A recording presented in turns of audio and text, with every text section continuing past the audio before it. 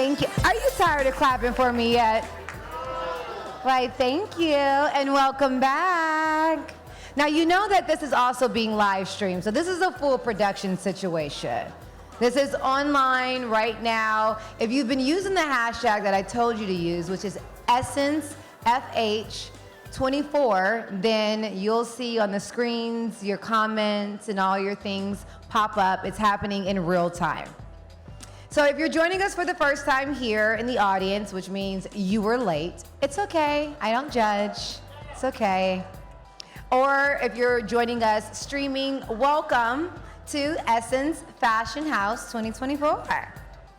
This next segment is coming to you courtesy of tonight's partner, SMARTWATER. As you can see, she's beautifully placed smack in the middle. And the workshop that you're about to see is all about simple content creation. There have been more millionaires under the age of 20 that have figured out how to make content and put it online and monetize. And so what you're gonna hear next is basically how to do that yourself, especially with all the amazing artists that are out here, how to simply create content that is jarring, that is yummy, that is delicious, that is gonna make someone want to buy and spend their hard-earned money. So, to lead this session, please welcome marketing consultant and digital creator, Danye Taylor. Hey, Danye.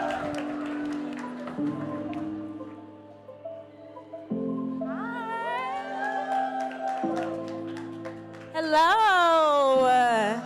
This stage is different. I like it. How y'all doing tonight? Yes, yes. Okay, so before I start, I want to give a quick story. I came to Fashion Week for the first time like 2 or 3 years ago. I didn't have any invites to any shows. I was just here, and Essence House was one of the few events that I did go to. I felt so welcome, so it's just amazing to be here tonight on behalf of SmartWater with all of you to talk about something that I really enjoy, which is content creation. Now, if you're a fashion content creator, then you know it can get a little difficult. Raise your hand if you consider yourself a fashion content creator. Okay, we have a few of y'all in here. So the purpose of today is to make fashion content creation really simple and easy for you to do, regardless of the equipment that you have. So let's start. We can go to the next slide. So who am I? If you don't know me, my name is Danye Taylor. I'm a multi-hyphenate. That basically means I dibble and dabble in a bunch of different disciplines. I have a newsletter. I also have my own business. I work in partnerships and marketing. Anything in the creative sphere, I pretty much touch. So being a multi-hyphenate is pretty cool. As I mentioned, I'm also a business owner, and last but not least, I'm a digital creator. So I use online methods to make content and connect with all of you.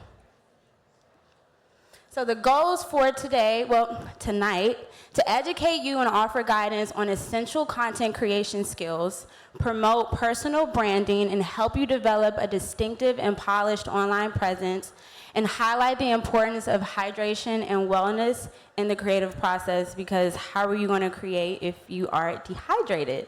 Next, we're going to learn about how to build community and foster a supportive environment for networking and collaboration amongst other creatives. So if a picture is worth 1,000 words, then an outfit is worth 1,000,000. Fashion is really expressive already, so when it comes to creating content, there's no need for you to overcomplicate it. So when you're creating, think about the connection that you want to build with your audience more than how you want your content to look perfect. Perfect does not exist. Sometimes I'm a little embarrassed at how long I spend editing a reel, but once I get to a certain point where I'm comfortable with it, then I'm okay with posting it. So I feel like everybody's kind of tired of the get ready with me content. It's been like just washed and used over and over, right? Like it's a little annoying. So I just put up 3 different fashion content ideas that you all can do regardless of equipment. So the first one is what I wore plus a story time. I actually posted this Yesterday, I was going to an event. I did not have a photographer with me, so I just placed my phone on my bag, made my bag a tripod, and screen recorded myself. But I was giving a little story time while I'm showing my poses, and that's another thing I really like to do, is I like multitasking with the content. It's so much happening now, and we're all used to being overstimulated, so it's really good to tie in something with the fashion. So I was talking about how, if you're late, you might as well just look good, because if you're gonna be late, it just makes it easier for whoever if you're running late, if you're meeting somebody, if you look good, they're gonna be less mad at you because you look good. So that was kind of my story time for this video. The second video, highlight some things that you've purchased this month. So who knows about the Isabel Marant sneaker wedges?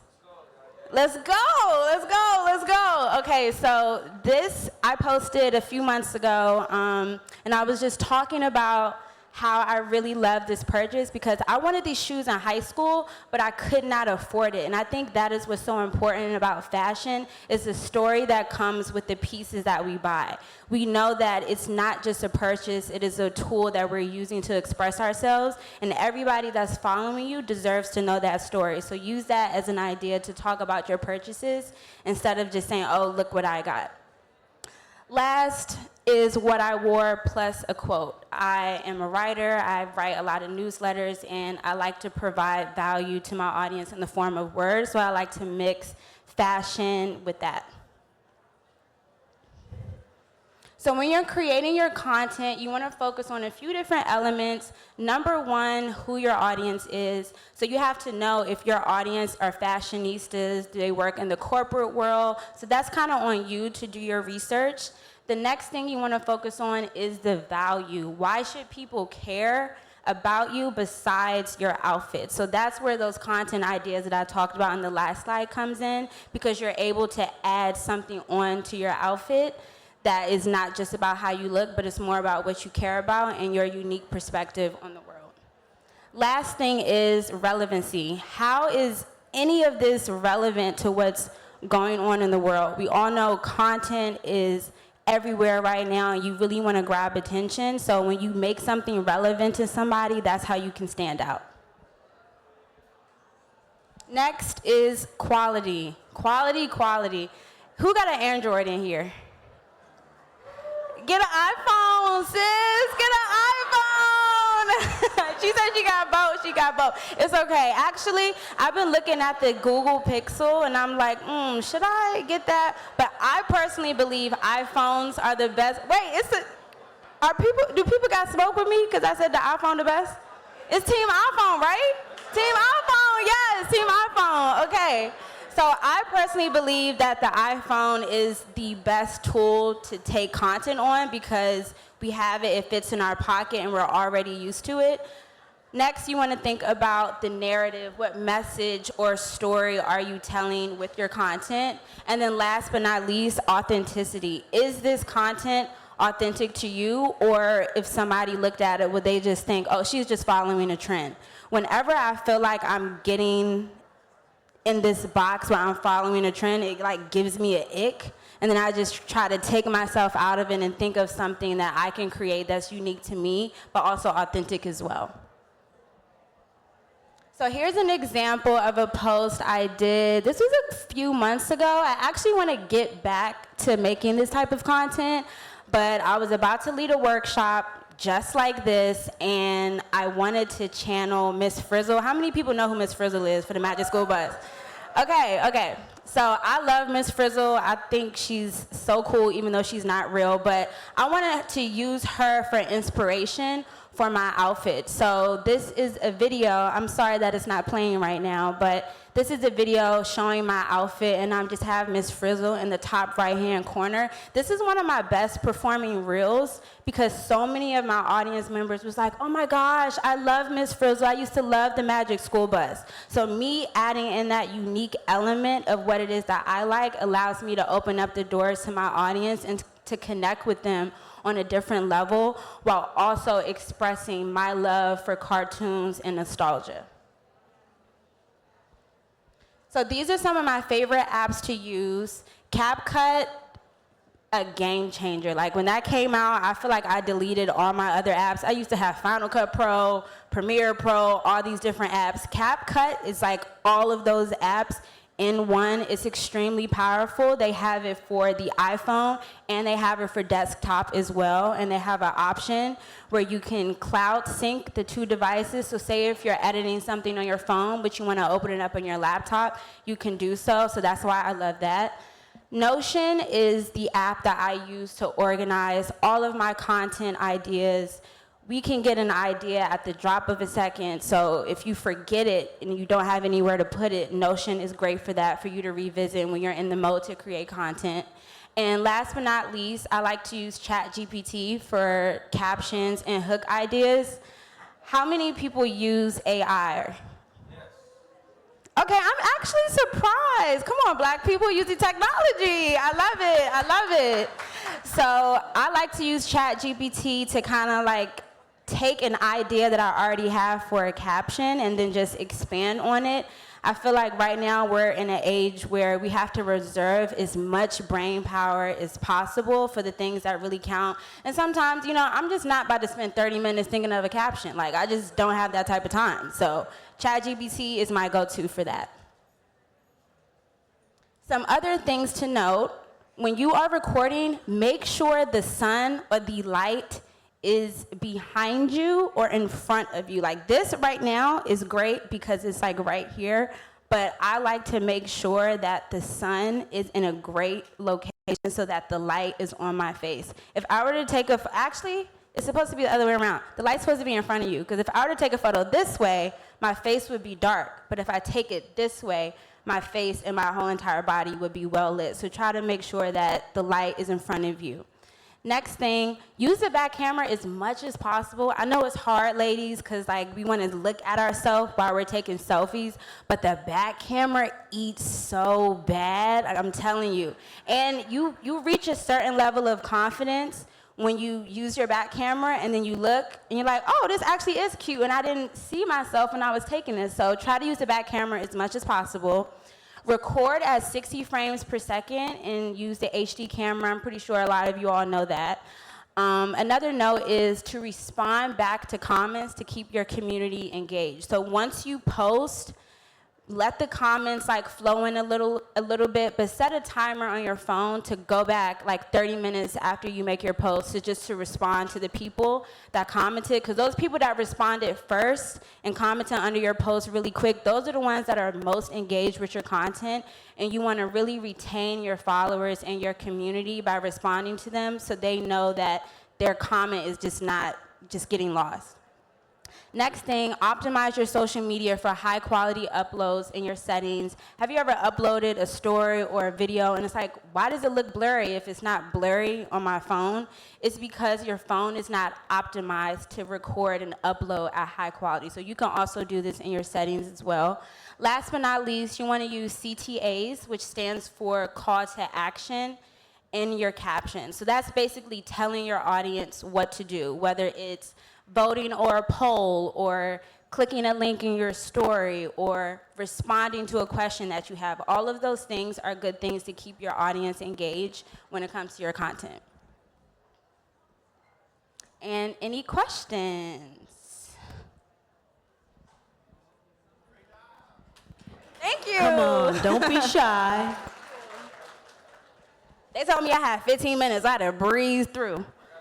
Okay. Oh, okay. Now y'all got questions. Questions. Okay. You. Hi. Sorry, Donna. Oh, could you raise your hand, please? Can you come over this way? Yep. All right, step on over to the microphone. Right over here. Strut, strut, strut, strut.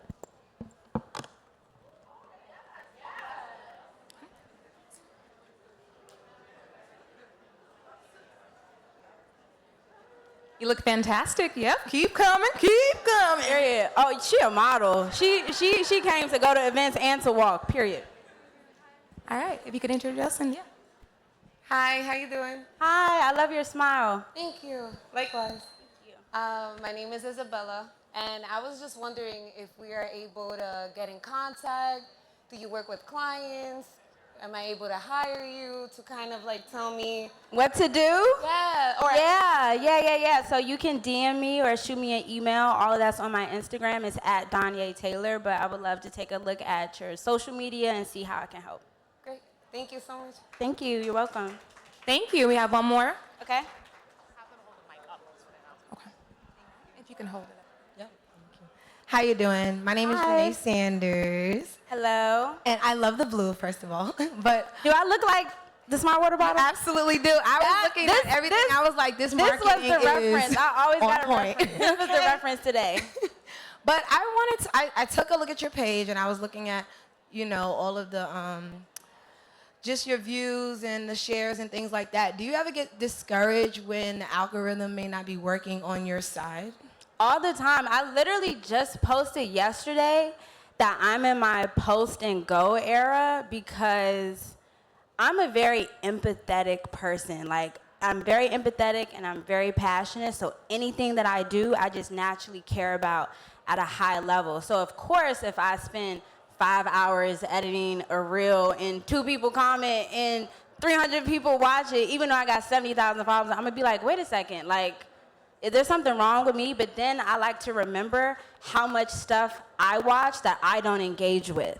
You know what I mean? Like, think about all of the videos and photos that you see when you're scrolling that you don't comment on or you don't double tap or you don't share to your story. So I try not to let those like affect how I view content creation, and I just remember that content creation for me is just like putting on clothes, and it's like fashion. It's just another way to express myself. So even if I think I look good and nobody tells me, oh, I like your outfit, it doesn't matter, because when I left the house, I like my outfit. So content creation is like the same way.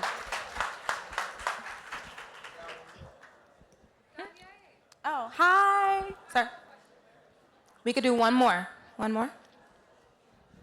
Hey, what's going on? What's going on, Diane? My name is Smooth. I'm Hi. from Greensboro, North Carolina. Hello. My question is, what's an alternative app other than Instagram, in your opinion, that's the best one for content creation? Oh. Okay, I'm gonna like flip it, not content creation, but content consumption. My other favorite app is Pinterest. Pinterest is like, it's like snuggling up on like a couch. I just feel comfortable, I feel cozy. It's like an intimate place. I don't have to worry about being seen or views or anything. And Pinterest actually inspires me a lot more than Instagram. So that is what I would say my alternative app is. You good? Yeah. Okay. I'm gonna answer your question once I get off the stage, but thank you guys so much. If you wanna follow me, I'm on Instagram, Twitter, TikTok, everything at Danye Taylor, and don't forget to stay hydrated. You said what? Oh, my dress is from Autolinger. You like it? Hey, thank you, yes. Don't forget to stay hydrated, guys. Thank you. Thank you so much.